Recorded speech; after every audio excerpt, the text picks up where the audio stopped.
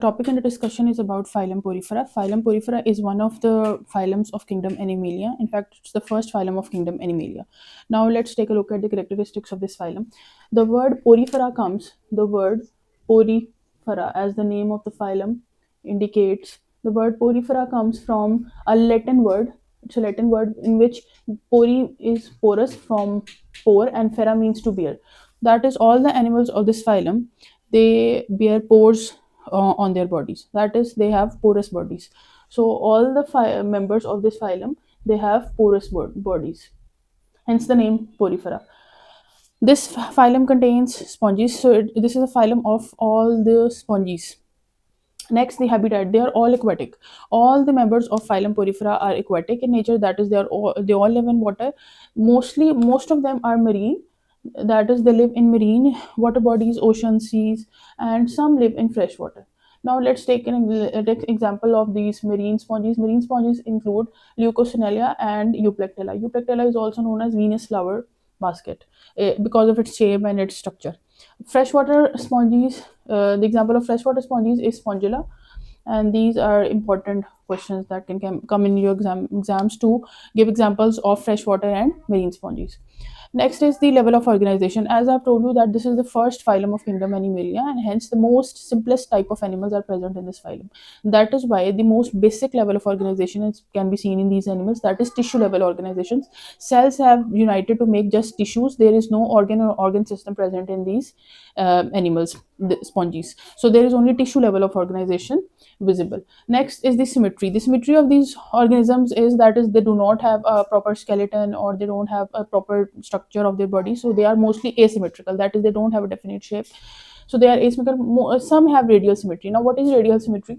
The radial symmetry can be seen in organisms that are somewhat of a round shape. That is, no matter from where the organism is cut into two halves, it gives mirror images, either from here, either from here. So the organisms cut from the center, through any axis, the line crossing from the center, the organisms divide and gives mirror images. This type of symmetry is radial symmetry, and it can be seen in few members of phylum Porifera. Next is their skeleton.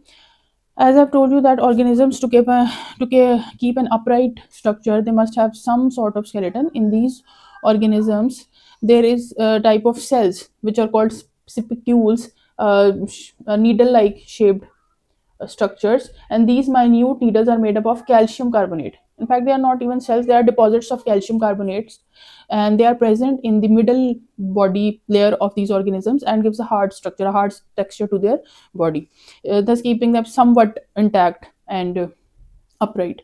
Pores. Now, as you know that all the members of these organisms are porous. They have porous bodies. So there are two types of pores. The one is through which the water enters their body, and they are called ostia. And there can be multiple ostias in a spongy body. While there is another pore that is called osculum, through which the water leaves their body, and there is only one osculum in a spongy body. So ostia are the pores through which water enters their body. They can be many in number, and osculum is through which water leaves their body, and there is only one large osculum. For instance, in case of this hydra, you can say this is osculum, and the body has many ostia. In case of hydra, it has tentacles also. Now, nervous system. So there is no nervous system, as it has been already discussed that there is no system level or organ system level of organization. So there is only tissue level organ system is absent. Hence, nervous system is also absent.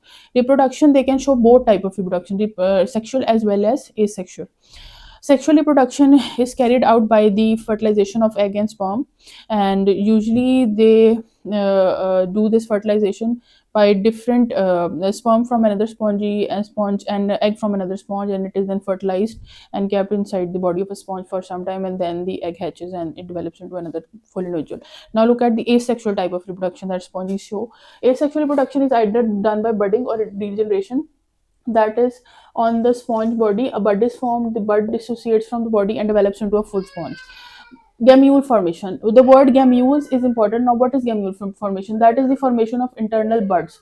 Now, what are internal buds? In case of unfavorable conditions, when the environment is harsh, the food is not available, or the circumstances, the temperature is not, vulnerable environment is there in the outside surroundings, what a sponge does is it will accumulate its amoeboid cells. Now, what are amoeboid cells? Amoeboid cells are present in the middle body wall or your body layer of a sponge, and they are totipotent. That is, they can be divided into any cell of a sponge body. They can be differentiated into sperm or egg, or they can be differentiated into coinocytes. These are the different types of cells present in a spongy body, so they can be differentiated into any type of cell a sponge body have.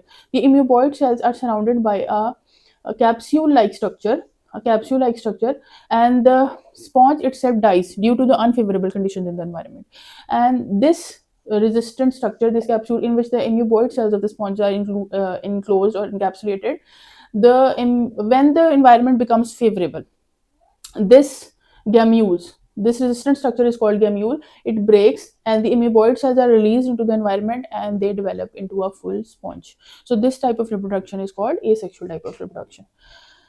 uh, as I've been using the word body wall, now let's elaborate what type of body wall a sponge show. A sponge has three body layers. The first layer, the outer layer, is made up of flat cells, and it is thin. Look at this diagram. It is thin in appearance, made up of flat cells, and this layer is called pinacocyte. Pinacocytes, outer layer of thin flat cells. Then there is a relatively broader layer made up of jelly-like substance, which is called mesohyl. And this layer of the sponge body, it contains amoeboid cells, and it contains spicules for its support and to keep the body intact. And inner to these two layers, the first layer pinacocyte, next is mesohyl, and inner to this layer there is another layer of choanocytes. These are cells with collar and a flagella on the top. So these are cells with collar and a flagella on the top, and these cells are they line the spongocele also. Now what is spongocele? The inner body cavity. Now this is the first layer of the which is made up of pinacocytes. Then comes the mesohyl, which is the jelly like substance, and the third layer, which is made up of choanocytes, the collar cells, and it lines the whole spongocele. So the whole spongocele is lined with cells having flagella, and these drive water currents.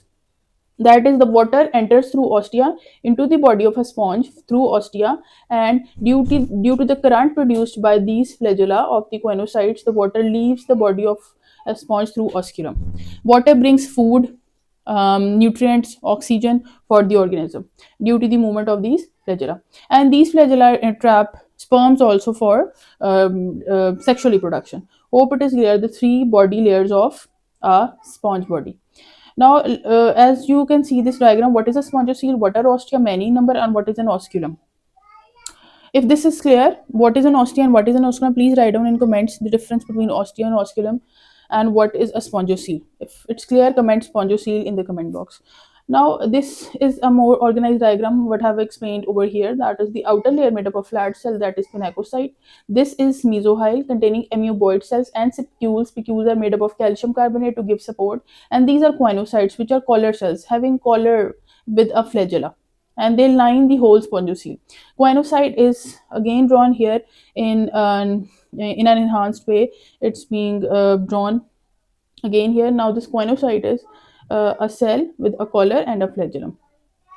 Now these are all the properties of phylum Porifera. Now look at the importance of this phylum. What are these members useful for? So sponges are of great use for they are used as absorbents during operation to absorb blood, to absorb liquid, and they are used as bath sponge. So they were widely used. Initially, they were widely used when the industry has not been developed of artificial sponge as it has been today. In the initial time, sponges were used for the dried and the cells, removed cells of the sponges. They were used in a very vast field of absorbent materials. So in operation theaters, in other fields, and hope today's lecture is clear. If it is clear, I have shared a short quiz about this topic in the description box. Go and attempt this quiz of 10 to 15 MCQs. So it's clear about, so you get a clear image that you can attempt any question coming from this topic. And if you have any question related to the topic, kindly comment and I'll give you the answer.